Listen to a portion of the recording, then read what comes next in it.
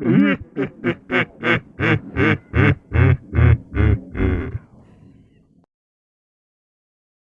বন্ধুরা, কিছুদিন থেকে লক্ষ্য করছি চ্যানেলে অনেক ভিউজ হচ্ছে, কিন্তু তোমরা লাইক করছো না, সাবস্ক্রাইব করছো না। এগুলো কিন্তু ঠিক নয়। যদি আমি রেগে যাই তাহলে কিন্তু আমি তোমাদের কাছে চলে আসবো। তাই বলছি, শুধু ভিডিও দেখে চলে গেলেই হবে না, লাইক আর সাবস্ক্রাইবও করে যেতে হবে। আমার এই শিব মন্দিরের সামনে গিয়ে দাঁড়াতে মনটা প্রশান্তিতে ভরে গেল। অপার আশ্চর্যে এক দৃষ্টে চেয়েছিলাম মহাদেবের দিকে।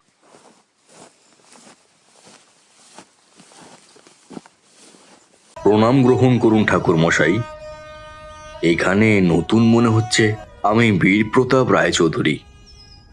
এই গ্রামের জমিদারি দেখছি আজ বহু বছর হলো। এই গত কয়েক মাস হলো ছেলের হাতে সেই দায়িত্বটা দিয়েছিলাম। তবে সেই ছেলে এখন আর নেই, আর সেই জন্যই চাপ, চিন্তাই আপনার দুশ্চিন্তার কারণ। সদ্য বিবাহিতা নববধূ স্ত্রী স্বামী হারানোর শোকে পাগলপাড়া। আপনি এসব জানেন? পুলক গ্রামের এই সংকটের কথা আমায় জানিয়েছে। একের পর এক মৃত্যু, নৃশংসভাবে মারা যাওয়ার কথা আমি জানি। তবে এই মৃত্যুর পিছনে যে আছে, সে কোনো সাধারণ মানুষ নয়, সে অসীম শক্তির অধিকারী। সে কোনো পূর্বক্রিয়ার প্রতিশোধে মেতেছে। জমিদার বাড়িতে ঘটে যাওয়া কোনো পূর্ব ঘটনাই রয়েছে এর মূলে। একমাত্র আপনিই পারবেন ঠাকুর মশাই। আমাদের এই বিপদের হাত থেকে বাঁচাতে আপনিই পারবেন। আমি চেষ্টা করব, আর কথাও দিচ্ছি, যতদিন না এই গ্রাম এর থেকে মুক্তি পাচ্ছে ততদিন আমি এই গ্রাম পরিত্যাগ করব না। সেই কদিন আপনি জমিদার বাড়িতেই থাকবেন। আপনাকে আমি অন্য কোথাও থাকতে দেব না ঠাকুর মশাই। কয়েকটা দিন যদি আপনার সেবা করতে পারি তবে আমি নিজেকে ধন্য মনে করব। বীরপ্রতাপ রায়চৌধুরীর সাথে প্রবেশ করলাম জমিদার বাড়িতে।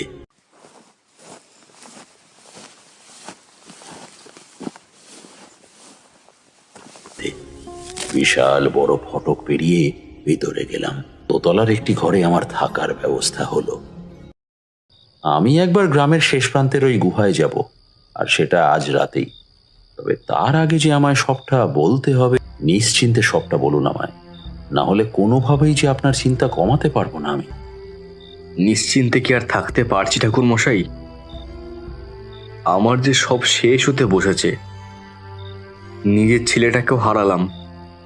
অমন মিষ্টি কন্যা সম বৌমাকে সাদা থানে দেখলে বুকটা ফাটছে আমার, অশ্রু থামছে না। এরপরেও পুরো গ্রামবাসীর মাথার উপর ঝুলছে খাঁড়া। প্রতি সপ্তাহে একজন একজন করে তরতাজা যুবক মারা যাচ্ছে। আপনি আমায় পূর্ব সমস্ত কথা খুলে বলুন। এর আগেও কি এমন? হ্যাঁ বাবা, এর আগেও প্রায় 10 বছর আগে এমন ঘটনা ঘটেছিল। তবে এভাবে একের পর এক নয়, মোট 3টে। তবে শুনুন, সবটা বলি আপনাকে। সেই সময় এই গ্রামের এক বধূ ললন্তিকা গৃহত্যাগ করে সন্ন্যাসিনী হয়। কোথায় গেছে? আয় তবে দেখে যা সেই মূর্তি। সে নিয়ে গেল আমাদের গুহার মধ্যে আরো একটা গোপন স্থানে।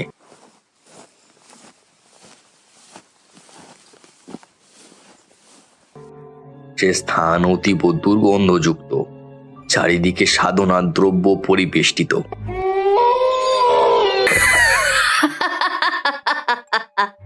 এসেছিস তুই ওই পুরুষকে? ওদের সব কটার বলি চড়িয়েছি আমি, আর দুজনের বলি দরকার আমার। আর তারপরেই আমি সিদ্ধি লাভ করব, অসীম ধন সম্পত্তির অধিকারিণী হব আমি। তুই জানিস আমি কার সাধনা করি? কিচ্ছু জানিস না তুই। সাধনা করি দেবী ধূমাবতীর। চুপ, একদম চুপ। এভাবে কিচ্ছু হতে পারে না। দিনের পর দিন তুমি সাধনার নামে মানুষ খুন করবে, আর তারপরেও তোমায় ছেড়ে দেবো? তুমি ভাবলে কি করে?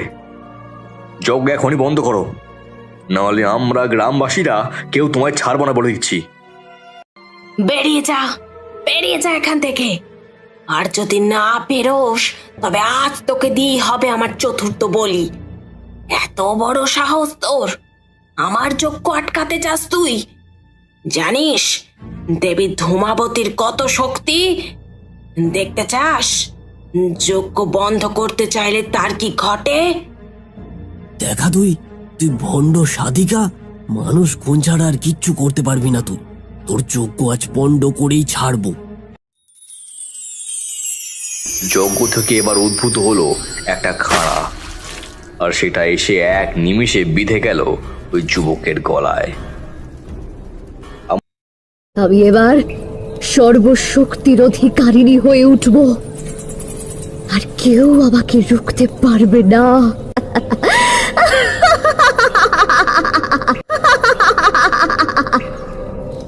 কথাগুলো শেষ হতেই হা হা করে এক বিকট অট্টহাসি হেসে উঠল সেই যুবতী। তার হাসির রেশ ছড়িয়ে পড়ল পাহাড় চূড়ায় অবস্থিত গুহা থেকে বাইরে অন্ধকারে নিমজ্জিত জগতে।